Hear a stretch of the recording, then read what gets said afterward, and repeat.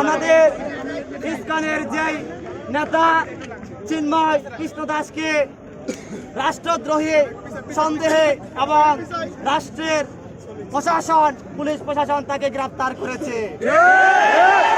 এটি সম্পূর্ণ রাষ্ট্রের একটি দায়বদ্ধতার জায়গা থেকে তাকে কিন্তু গ্রেফতার করেছে।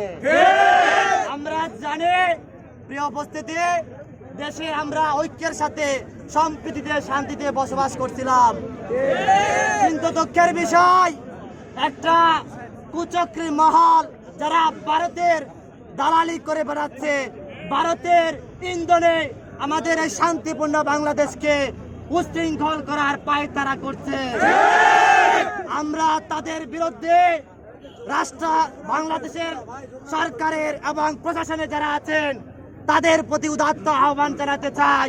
এই ইসকন একটি জঙ্গিবাদী সংগঠন।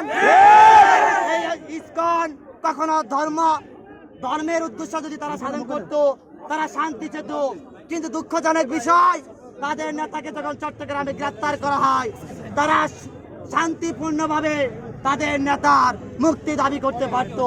কিন্তু আমরা দেখেছি আমার এক ভাই অ্যাডভোকেট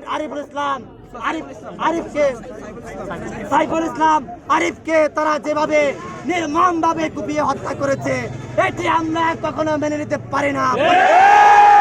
আমরা স্পষ্ট তাদেরকে জানিয়ে দিতে চাই, ভারতের দালালি করে যারা বেড়াচ্ছেন, স্পষ্ট হুঁশিয়ারি বেগম রোকেয়া বিশ্ববিদ্যালয় থেকে জানিয়ে দিতে চাই, তাদের বিরুদ্ধে আমাদের ডাইরেক্ট অ্যাকশন, আমরা আরো কঠোর কর্মসূচি দিতে বাধ্য থাকিব। সুতরাং আমরা শান্তিপ্রিয়, আমরা সম্প্রীতিতে বিশ্বাসী, আমরা শান্তি চাই। আমরা তাদের বিরুদ্ধে যাতে প্রশাসন অতি সত্বর ব্যবস্থা নেয় সেই আহ্বান জানিয়ে আমি আমার সংক্ষিপ্ত বক্তব্য শেষ করছি।